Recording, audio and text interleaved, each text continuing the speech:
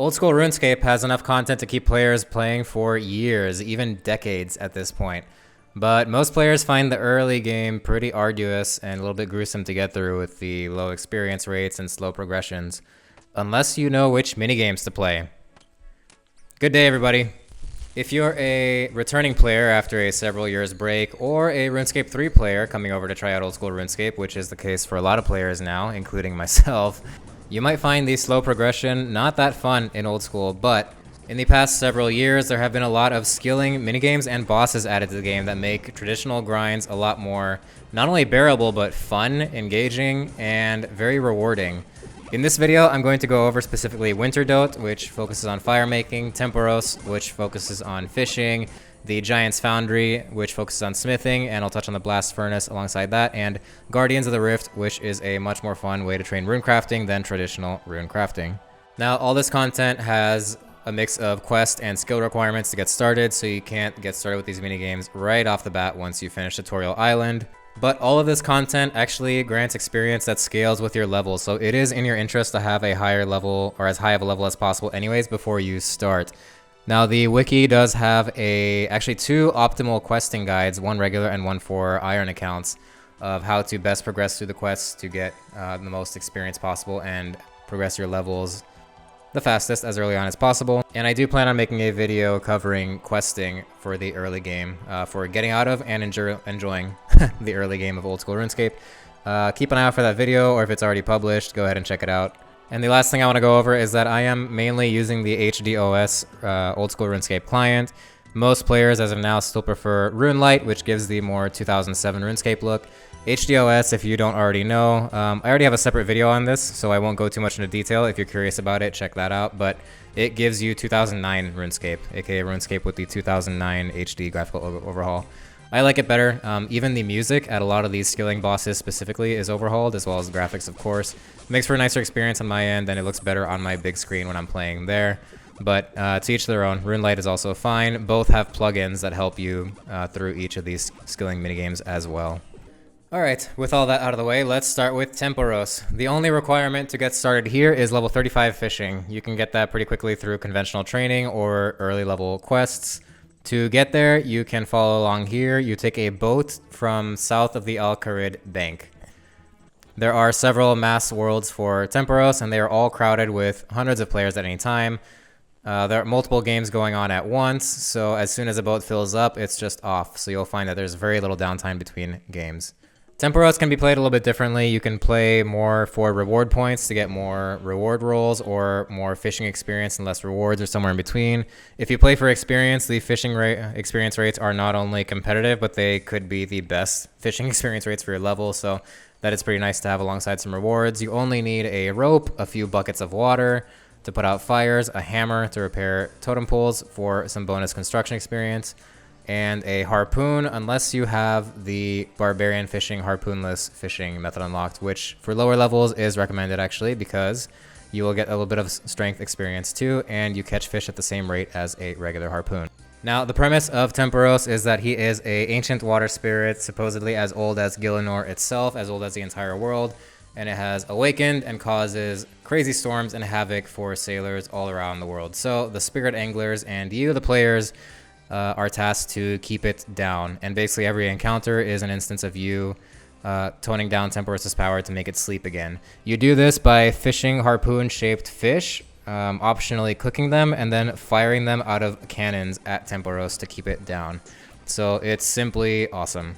Goofy is actually the better word for it, but I love the idea that there's a super old entity and it's not some world-ending boss. You just shoot fish at it to keep it down. Anyways, as I mentioned before, you will get competitive fishing experience here. You'll get optional minor cooking experience if you cook the fish. This is to get more reward points, because you get more reward points for shooting cooked fish at the Tempoross rather than raw fish. But if you don't cook at all, you'll just end up with more fishing experience and less reward permits. In a mass world, I usually get about 4 rolls. This will vary depending on your fishing level and your experience in the game. If you're soloing, you can get up to 10 reward permit rolls. Obviously, it is a lot harder, but the cool thing is that basically all the skilling minigame bosses in Old School RuneScape are soloable pretty easily. if you have a little bit of experience and a bit higher levels. Regarding rewards, there are a few rare items that you will roll for, including a very slim chance at the Dragon Harpoon, and various other supplies that you would otherwise spend time grinding normally, but at least you'll get them while having fun in this minigame. It is great that you get raw fish anyways while you're training fishing in this minigame, because that's the only reason to train fishing anyways. So yeah, even if this is slightly lower experience per hour than dropping fly fishing salmon and trout, I highly recommend this to any new players because it is just fun. Now, moving on. Once you have collected a decent supply of raw fish and cooked it from Tempoross and you're bored and looking to switch it up, you can try Wintertodt. Wintertodt is located in the Kingdom of Great Korand, a massive land expansion to Old School RuneScape that is only an Old School RuneScape that was added quite some time ago. It is a fire-making, primarily skilling boss, and does require a minimum of level 50 fire-making and the quest to access the Great Korand, called X Marks the Spot.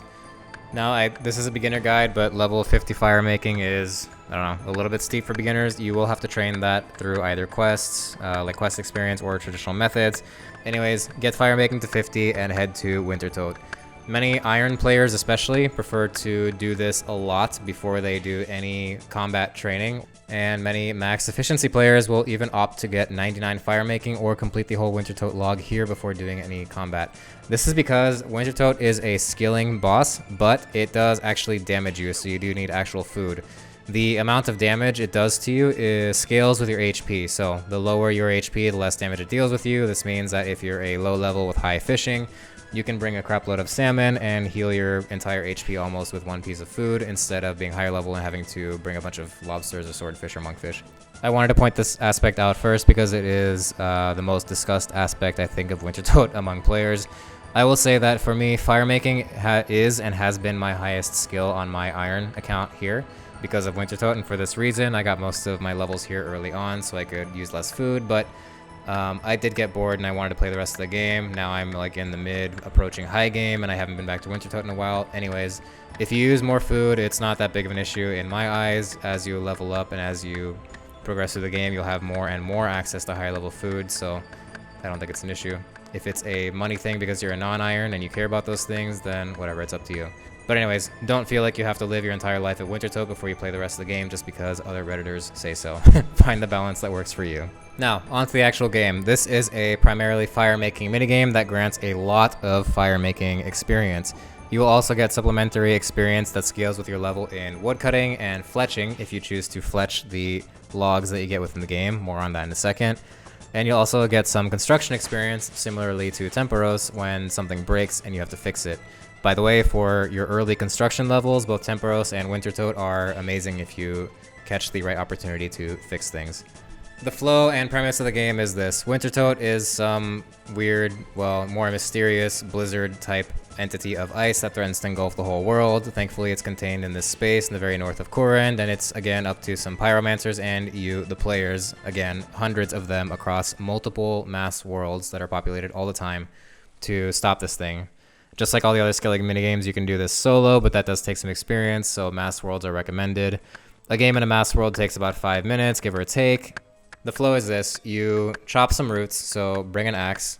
Steel axe or higher is preferable, as anything higher than steel doesn't really have much of an effect, but anything lower does. Bring a knife if you plan to fletch, a hammer if you plan to repair the braziers. These ones, brazier? What's the pronunciation? Doesn't matter. For construction experience and that. This was the very SparkNotes version of this game. If I went into it more, this would be a much longer video, but that's not the point. The point is that firemaking is actually important at some points in this game, so it should be trained, and this is a great way to do it while making some money through the rewards.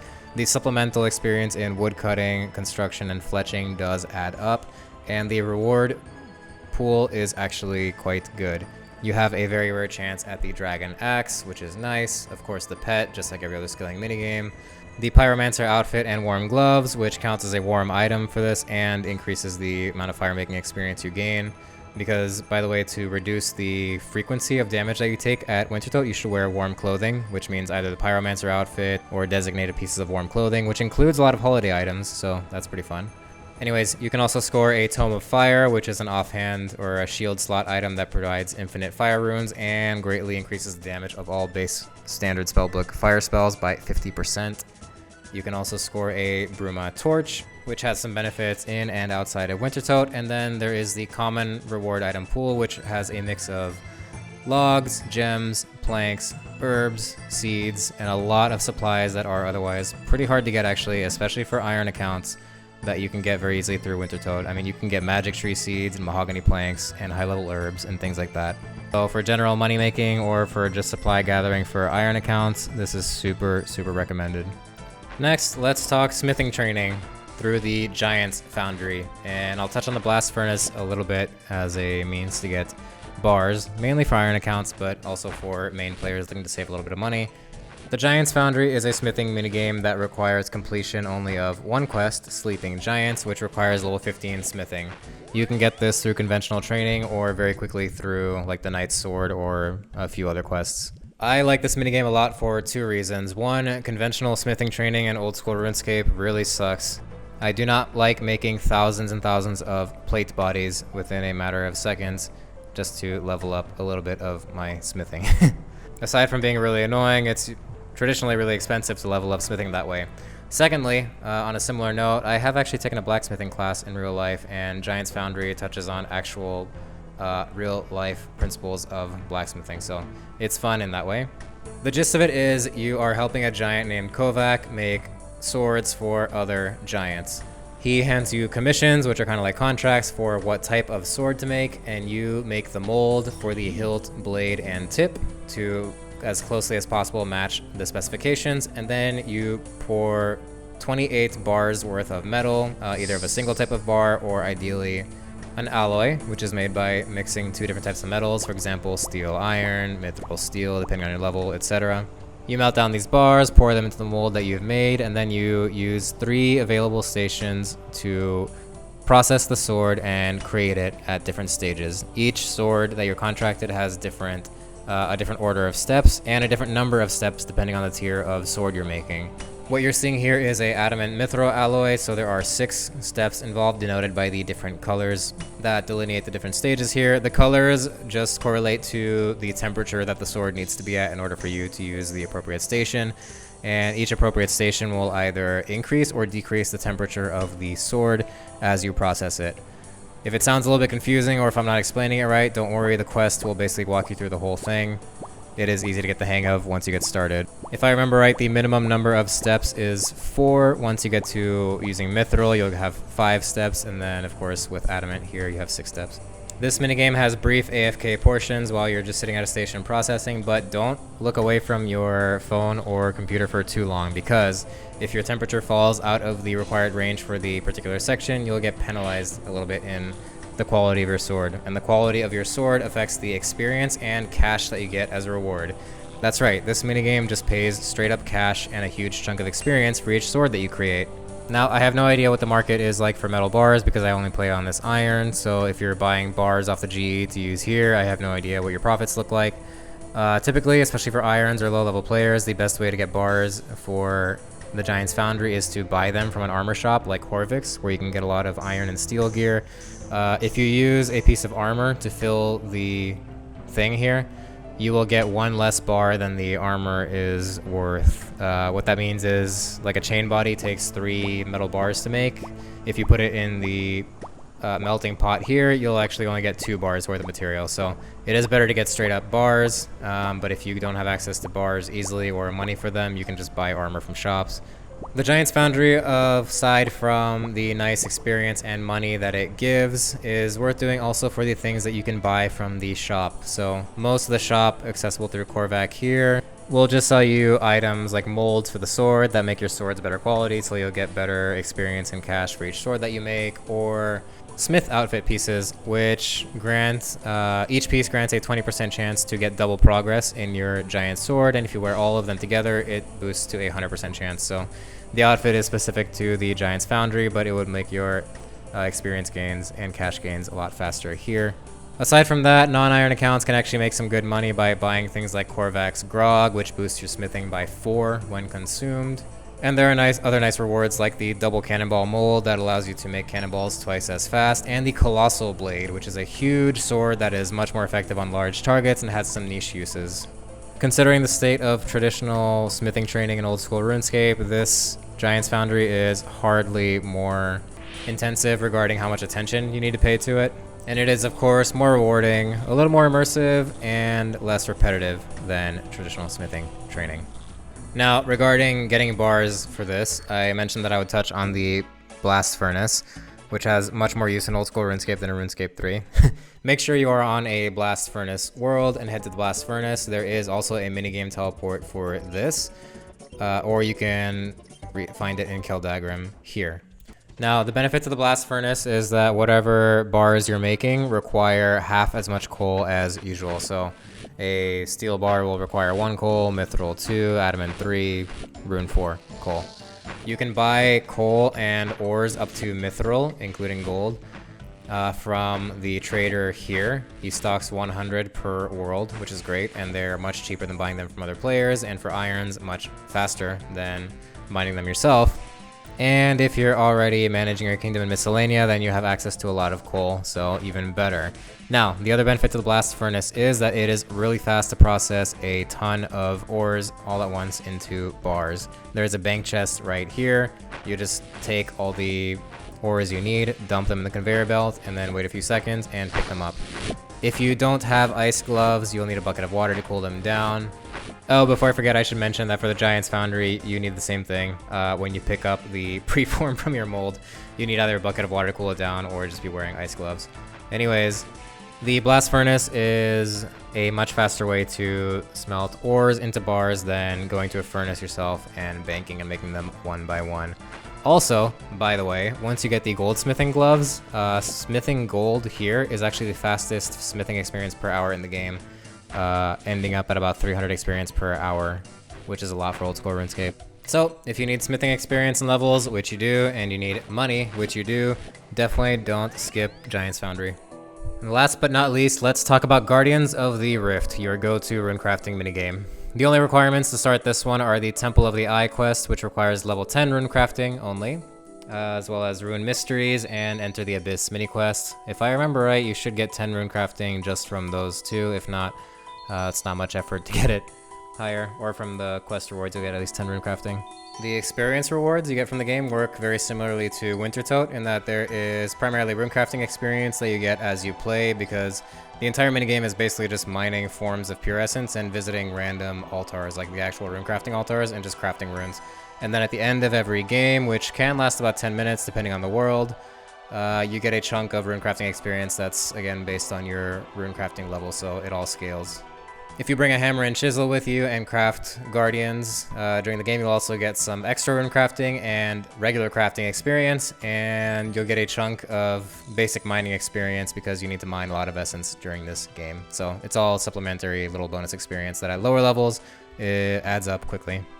Now on top of that, you get reward points during the game, and when you're done, you can go to the rewards guardian at the exit and just claim from the rewards pool. And this rewards pool has even more random runes in a random assortment of quantities, and a couple of rares like an Abyssal Lantern that you fill with various logs, and it helps you during the minigame with various boosts that are too many to go over here.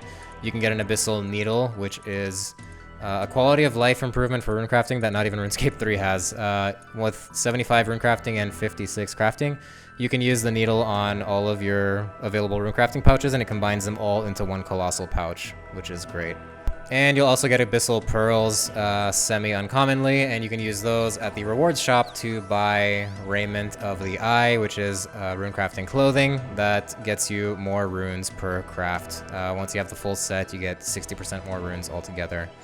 And you can also buy a ring that can be charged and allows you to teleport to all the runecrafting altars, which is also super cool for a lot of different uses, like teleporting to the lumber mill with the earth altar teleport, for example. Okay, I'll keep that one short and sweet because this video is long enough as it is, and that's basically just sums up Guardians of the Rift. With all these minigames, until you reach level 50s or maybe even 60s, yeah, probably 50s, you should find that you get basically one level in the respective skill per game or per run, which is pretty cool because one game or one run of these things takes between 5 and 10 minutes. Each of these games is a lot more fun than the other available training methods, in my opinion. Again, not the most efficient, but you get rewarded in other ways instead of spending money training these skills.